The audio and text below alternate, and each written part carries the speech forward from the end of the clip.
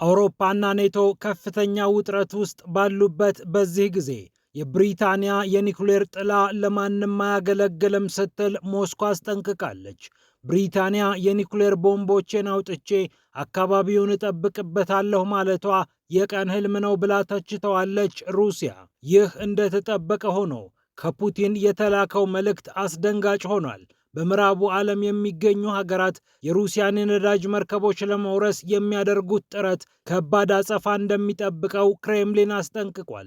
ሩሲያም የጦር መርከቦች አሉን፣ የእናንተን መርከቦች መቆጣጠር አያቅተኝም ስትል መልእክቷን በአደባባይ ልካለች። ብዙዎች ደንግጠዋል። ከወደ ኢራንም እንዲሁ የሚያረድ ዜና ተሰምቷል። የኢራን መንፈሳዊ መሪ የሆኑት አያቶላ አሊ ኻሜኒ የአሜሪካን ግዙፍ የጦር መርከቦች እስከ ባህሩ ወለል ድረስ እናሰምጣቸዋለን ብለዋል።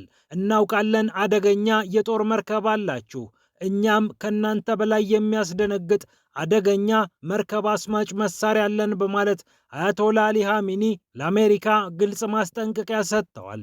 በሌላ በኩል የእስራኤሉ ጠቅላይ ሚኒስትር ቤንያሚን ኔታንያሁ ሐማስ ትጥቅ የሚፈታበትን የ60 ቀን ቀነ ገደብ በይፋ ማስቀመጣቸው ተሰምቷል።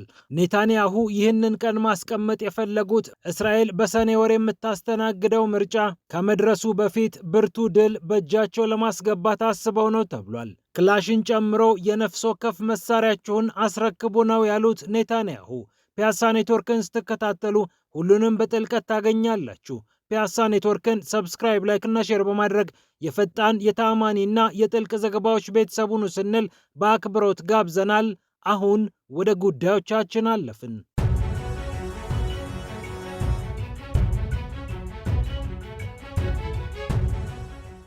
ብሪታንያ የኒኩሌር ቦምቦችን አውጥቼ አውሮፓን እጠብቅበታለሁ የሚለው ሐሳቧን እርግፍ አድርጋ ትተው ስትል ሞስኮ ማስጠንቀቂያ ሰጥታለች። የሩሲያ ማስጠንቀቂያ የተሰማው በብሪታንያ የሩሲያ አምባሳደር በሆኑት አንድሬ ኬሊን አማካኝነት ነው። ከሰሞኑ የአውሮፓ ሀገራት በብሪታንያ እና በፈረንሳይ የኒኩሌር ጥላ ስር መግባት እንፈልጋለን ብለው እየተናገሩ ይገኛሉ። የጀርመኑ ቻንስለር ፍሬድሪክ ሜርዝም ይህንን ሐሳብ አስተጋብተውታል። እናም ብሪታንያ ይህንን የቀን ህልም የሚመስል ድርጊቷን ከመፈጸም እንድትቆጠብ ሩሲያ በጥብቅ አሳስባለች። አንድሬ ኬሊን እንደተናገሩት ብሪታንያ መላውን አውሮፓ ባሏት ጥቂት የኒኩሌር ቦምቦች መሸፈን ወይም መከለል አትችልም። እናም ብትጠነቀቅ ይሻላታል ባይ ናቸው። አሜሪካ ከአውሮፓ አካባቢ ራሷን ገሸሽ እያደረገች ሲሆን ከሰሞኑ በተደጋጋሚ እንደተሰማው በዋይት ሃውስም እንደተረጋገጠው አሜሪካ በአውሮፓ ካለው ስጋት ይልቅ በሌሎች አካባቢዎች ትኩረት በማድረጓ ምክንያት እንደ ከዚህ ቀደሙ ወታደራዊ ሽፋን የምትሰጥበት እድል እጅግ ጠባብ ነው። ወደ ቻይና እና ወደ ካሪቢያን አካባቢ ትኩረቷን እንዳደረገች ነው የታወቀው። የጀርመኑ ቻንስለር ፍሬድሪክ ሜርዝም በዩናይትድ ኪንግደም እና በፈረንሳይ የኒኩሌር ጥላ ስር ገብተን ልንጠለል ይገባል ብለዋል። የስዊድን ጠቅላይ ሚኒስትር የሆኑት ኡልፍ ክሪስተርሰንም በጥር ወር ተመሳሳይ ነገር መናገራቸው ይታወሳል። ከዝቬስቲያ ጋዜጣ ጋር ቆይታ የነበራቸው ኬሊን ብሪታንያ ይህንን ሽፋን የምትሰጥበት አቅም የላትም ሲሉ አረጋግጠዋል።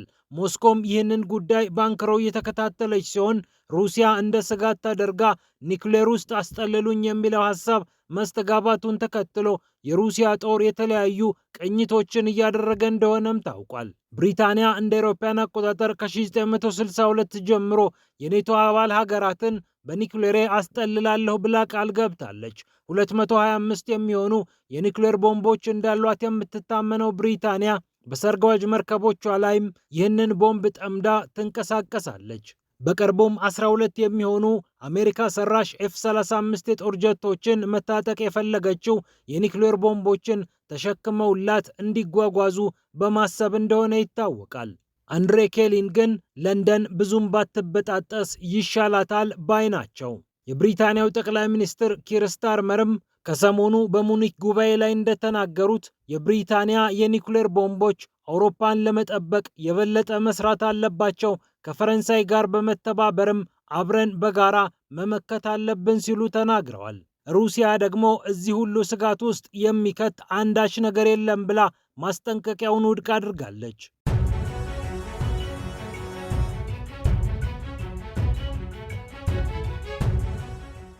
በተመሳሳይ የሩሲያ ባህር ኃይል እርምጃ እንዲወስድ ተጠይቋል።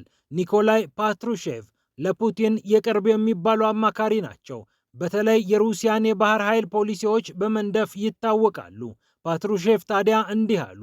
እኛም ልንበቀል ይገባል። ይህንን ያሉት የሩሲያ ነዳጅን የጫኑ የተለያዩ መርከቦች በአትላንቲክ አካባቢ ሲያዙ ማስተዋላቸውን ተከትሎ ነው። መርከቦችን የማገት ዲፕሎማሲ እንደገና ተጀምሯል ያሉት ኒኮላይ ፓትሩሼቭ ሩሲያም ባላት ጦር አማካኝነት ተመሳሳይ አጸፋ ልትመልስ እንደምትችል አስጠንቅቀዋል። ወደዛ መግባት አለብን። እነርሱ እንዲህ አይነት ጥቃት እየፈጸሙብን እጃችንን አጣጥፈን መቀመጥ የለብንም ማለታቸውን ራሻ ቱዴይ ዘግቧል። አሁን ላይ መርከቦችን እዚህም እዚያም የማገት እንቅስቃሴ አለ ያሉት ፓትሩሼቭ አሜሪካ ከሰሞኑ እያደረገች ያለችውን እንቅስቃሴ ከግምት ውስጥ ያስገባ ንግግር ተናግረዋል። ትንሽ ቆይቶ እንግሊዞችም፣ ፈረንሳዮችም፣ ባልቲኮችም ተመሳሳይ ነገር ማድረጋቸው አይቀርም። በአትላንቲክ አካባቢ በትንሹ የሩሲያን መርከቦች የመጥለፍ አዝማሚያ ሊኖር ይችላል። ታዲያ እኛም እጃችንን አጣጥፈን መቀመጥ የለብንም፣ አጸፋውን መመለስ አለብን በማለት በአውሮፓ ሰንደቅ ዓላማ የሚጓጓዙ የንግድ መርከቦችንም ጭምር በቁጥጥር ስር በመዋል ስሜቱ እንዲገባቸው ማድረግ አለብን ብለዋል ፓትሩሼቭ።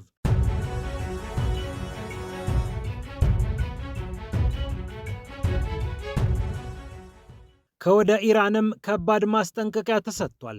የአሜሪካ የጦር መርከቦች ይሰምጣሉ ብላለች ኢራን። ግዙፎቹ የአሜሪካ አውሮፕላን ተሸካሚ መርከቦች ወደ ኢራን ተጠግተው እንደሚገኙ ይታወቃል። የአሜሪካው ፕሬዝዳንትም ይህንን በተመለከተ ብዙ ሲናገር እንሰማዋለን አሉ አያቶላ አሊ ሐሜኒ። የኢራን መንፈሳዊ መሪ ቀጠሉ። እነ ትራምፕ የዓለማችንን ግዙፍ መሳሪያዎች እንደታጠቅን እወቁልን እያሉ ይገኛሉ። እንግዲያውስ ይህንን ማወቅ አለባቸው። የዓለማችን ግዙፍ ጦሮችም ይወድቃሉ። እናውቃለን። እጅግ አደገኛ የሚባል አውሮፕላን ተሸካሚ የጦር መርከብ አላቸው። እኛ ደግሞ ይበልጥ አደገኛውን ይዘናል። ይበልጥ አደገኛ የሆነውንና ይህንን ግዙፍ የጦር መርከብ በባህሩ ወለል ላይ ዘጭ አድርጎ የሚያስቀምጥ ወሳኝ መሳሪያ ታጥቀናል ሲሉ አያቶላ አሊ ሐሜኒ አስጠንቅቀዋል።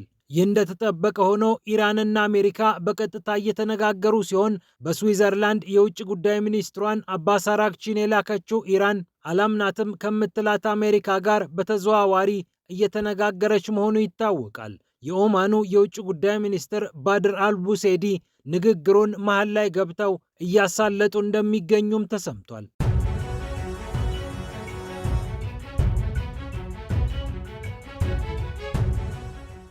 በመጨረሻም ኔታንያሁ ሐማስ በ60 ቀናት ውስጥ ትጥቅ እንዲፈታ የመጨረሻ ቀነ ገደብ አስቀምጠዋል ተብሏል።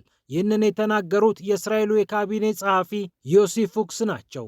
ባለስልጣኑ ሐማስ እንዴት አይነት ትጥቆችን ጭምር መፍታት እንዳለበትም ተናግረዋል። የነፍስ ወከፍ መሳሪያዎችን፣ AK47 ጠመንጃዎችን ጭምር ሐማስ ማስረከብ አለበት ብላለች እስራኤል። በ60 ቀናት ውስጥ ሐማስ ይህንን ሲያደርግ እኛ ደግሞ መተላለፊያ ዋሻዎቹን በቦምብ እናወድማቸዋለን ብለው እነ ኔታንያሁ እቅድ እንደያዙ ዋይኔት ድረገጽ ዘግቧል። መገናኛ ብዙሃን እንደሚሉት የእስራኤሉ ጠቅላይ ሚኒስትር ቤንያሚን ኔታንያሁ በሰኔ ወር ገደማ በሚካሄደው የእስራኤል ምርጫ ላይ የተሻለ ቅቡልነት ለማግኘት ሐማስን ሙሉ ለሙሉ ትጥቅ ለማስፈታት ቆርጠው ተነስተዋል።